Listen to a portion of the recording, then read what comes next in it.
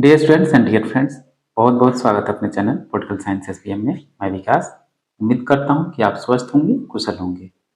TI 3 का pressure झेलने के बाद अब आपको चाहिए कि थोड़ा रिलैक्स करें। कुछ दिन में ही आंसर की रिलीज होने वाली है और उसके बाद आपको पता चल जाएगा कि कट ऑफ क्या जा रही है। फिर उसके बाद यूपीएससी रिजल्ट भी जारी कर देगा। लेकिन आज का जो हमारा बेहद महत्वपूर्ण टॉपिक है कि किस मुद्दे में बात करने वाले हैं।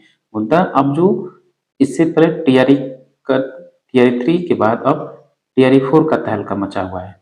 इसी से रिलेटेड आज हम लोग बात करेंगे। इस वीडियो में विस्तृत चर्चा करने वाले हैं कि जो आपका यूपीएससी टीआरई 4 बिहार शिक्षक भर्ती 2024 का, इससे संबंधित हमको आज बात करना है कि अगर आपको सरकारी नौकरी का सपना है तो अभी से आप मजबूत हो जाइए, अपना कमर कस लीजिए कि हाँ, अब इस जो आपका अंतिम लक्ष्य मान करके सरकारी नौकरी का कि अगर आप योग्यताधारी हैं तो अभी से मैं कहूँगा कि बिना किसी चीज़ की परवाह किए बगैर, बिना किसी अन्य दबाव और थोड़ा सा मेंटली प्रिपेयर होके बस आप अपना पूरे मनोयोग के साथ अभी से लग जाएं। इंतजार न करें कब विज्ञापन होगा, कब उसकी परीक्षा तिथि आएगी, कब नोटिफिकेशन आ रहा, बिल्कुल नहीं। अभी से आपको लग जाए कि हाँ, कब होगा, कैसे होगा, ये आगे आपको पता चलता रहेगा। लेकिन बस आपका टारगेट हो, कभी भी परीक्षा तो उसी के लिए आप तैयारी कीजिए।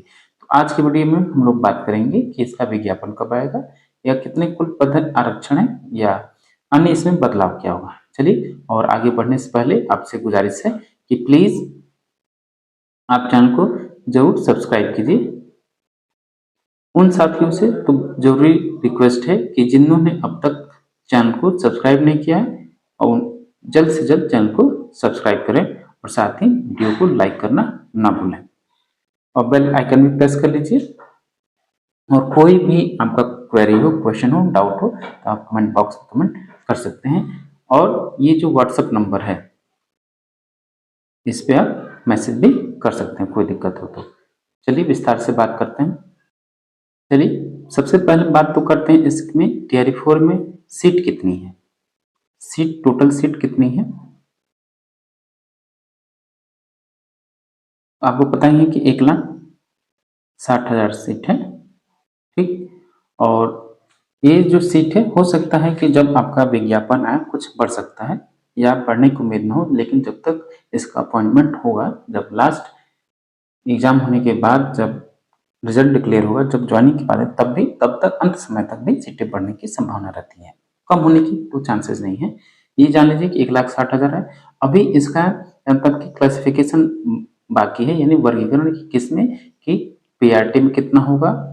और वैसे आ गया है कि इसमें ज़्यादातर आपका प्रधान शिक्षक और पीआरटी और प्रधान शिक्षक और जो आपके प्राइमरी के प्रधानाचार्य हैं उनका मिला के, और आपका जो कंप्यूटर टीचर है उनके लिए। ठीक, इसमें क्लियर हो गया है। और बाकी जो विस्तृत पीजीटी की जो भर्ती है या टीजीटी की, अभी विषयवार उनका वर्गीकरण नहीं हो पाया किस विषय में कितनी सीटें हैं, लेकिन आप मान के चलिए 1,60,000 सीटें हैं और बहुत, मतलब कि बहुत ज़्यादा सीटें हैं ये। अभी आप टीआरई 1, टीआरई 2, टीआरई 3 का देख चुके हैं। अब इसके बाद ये पता करना है कि एग्जाम का नोटिफिकेशन कब आएगा, यानी इसका विज्ञापन कब आएगा, या इसका जो एडवर्टीजमेंट है कब आएगा, या फिर एग्जाम कब होगा। ये देखिए, अभी टीआरई 3 का एग्जाम चल रहा है, एग्जाम फिनिश हुआ है और इसका अभी आंसर की बाकी है और रिजल्ट बाकी है, और सबसे बड़ा जो रिजर्वेशन, उसकी वजह से कुछ दिक्कतें हैं। तो आप मान के चलिए जो इसका विज्ञापन होगा लगभग ये आपका सितंबर में जारी हो सकता है। जो इसका नोटिफिकेशन है सितंबर में आप मान सकते हैं, सितंबर माह के अंत तक या सितंबर माह में। क्या इसके लिए इससे पहले अभी आपका एस्टेट का एग्जाम हुआ है। ठीक, एस्टेट का भी एग्जाम हुआ है। तो क्या एक और एस्टेट होगा?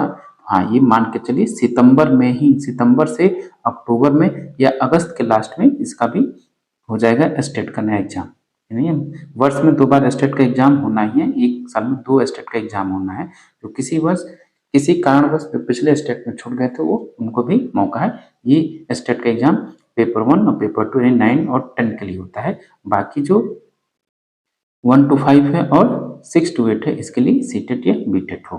ठीक, एक चीज और प्लीज साथियों आपसे गुजारिश है कि प्लीज प्लीज़ आप चैनल को जरूर सब्सक्राइब करें। इस चैनल के माध्यम से हम लोग टीचिंग एग्जाम जो खासकर बिहार का, उससे रिलेटेड हम लोग तमाम जो बेटर कंटेंट है आपके लिए अवेलेबल कराने का प्रयास कर रहे हैं। तो आप चैनल से जुड़ी अपना लाभ कीजिए और अपने दोस्तों में अधिक से अधिक शेयर कीजिए और वीडियो को जरूर लाइक करें। और कोई भी डाउट हो तो आप कमेंट बॉक्स में कमेंट जरूर करें। चलिए अब जरा देखें कि एग्जाम डेट क्या है इसका। एग्जाम डेट जो परीक्षा की संभावित तिथि हम मान लें, अभी कोई कह सकता है कि अगस्त, कोई कह सकता है सितंबर, कोई कह सकता है अक्टूबर। ये थोड़ा सा डिले हो सकता है, थोड़ा सा डिले होगा। कारण मैं इसका साफ साफ आपसे बता दूं कि टीआरई 3 का जो एग्जाम है उसमें जो थोड़ा दांव, एक पेच फंसा है रिजर्वेशन का, जिसको पटना हाईकोर्ट ने खारिज किया। और ये मामला जो है 65% आरक्षण वाला सुप्रीम कोर्ट में भी लंबित है।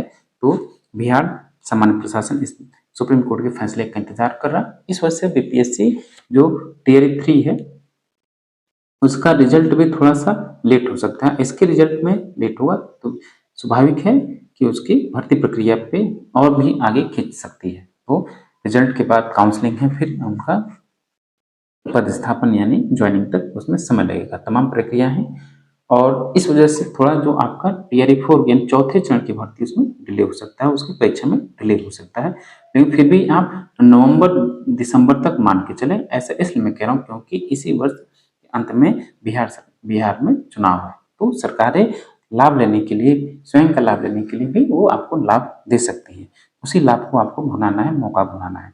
इसलिए मैं बार बार कह रहा हूँ कि कल के बजाय आप अभी से लग जाइए, अपने में दिमाग को समझाइए कि इधर उधर न भटके। जो भटकने का केवल एक ही बिंदु है और जगह है, केवल पढ़ाई।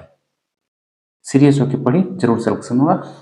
ये तय है कि आपका टीआरई 3 के बाद टीआरई 4 होगा, लेकिन ज्यादा समय नहीं होगा जैसे कि यूपी की तरफ कि 3 साल बाद 4 साल बाद एग्जाम भरवा लिया इन लोगों ने, अब तक एग्जाम नहीं करवाया।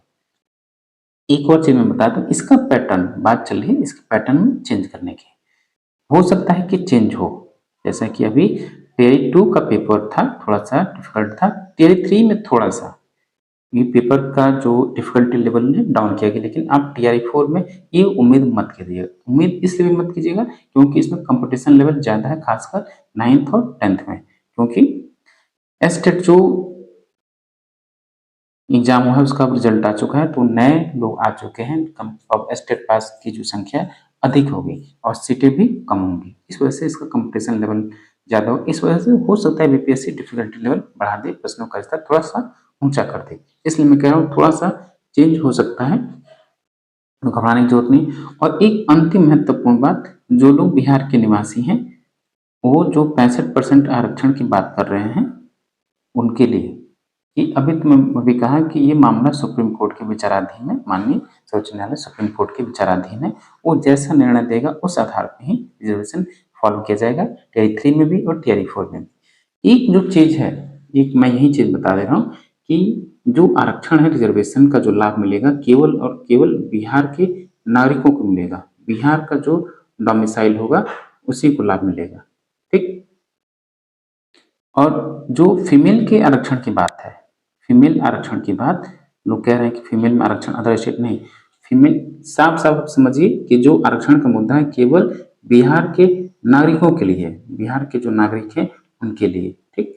चाहे वो मेल हो या फीमेल हो। अगर फीमेल आप हैं, बिहार के होंगे, तभी आपको फीमेल में आरक्षण मिलेगा। और सोच रहे होंगे अदर स्टेट के यानी बिहार के, गैर बिहार के आप नागरिक हैं तो आपको किसी प्रकार का आरक्षण नहीं मिलेगा, आप जाएंगे यूआर कैटेगरी में। ये अभी कंफर्म हो लीजिए, क्योंकि बहुत से लोगों का मतलब कि उसमें स्क्रूटनी हो रही है, जांच पड़ताल हो रहा है उनसे, यहाँ तक कि उनको बर्खास्त भी किया जा रहा है, सेवा मुक्त भी किया जा रहा है। तो आप पहले अपना एलिजिबिलिटी क्राइटेरिया देख लीजिए। अदर स्टेट वालों को, खासकर जो फीमेल है, मैं उनको समझा देता हूँ, बता देता हूँ कि आपका जो सिलेक्शन होगा यूआर में हो, किसी प्रकार को आपका आरक्षण आपको दे नहीं होगा, आपको लाभ नहीं मिलेगा। और जो 6 to 8 या 1 to 5 के कैंडिडेट्स हैं इन प्राइमरी या अपर प्राइमरी के लिए, उनके लिए सीटेट होना जरूरी है।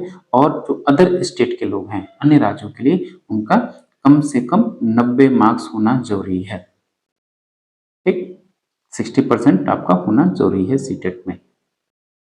चलिए, तो साथियों मैं आपको फिर से आगाह कर दे रहा हूं, अगर आपको सरकारी नौकरी का सपना देख रहे हैं, सपना सुझाए हुए हैं कि हमको सरकारी नौकरी चाहिए, तो बिहार फिर से आपको एक और सुनहरा मौका दे रहा है, गोल्डन चांस दे रहा है। तो आप अभी से कमर कस लीजिए और अपने जितने कंटेंट हैं उनको इकट्ठा कीजिए, मैटर को कलेक्ट कीजिए कहीं से भी। और बीपीएससी के प्रीवियस ईयर क्वेश्चन को आप नहीं भूलना है आपको।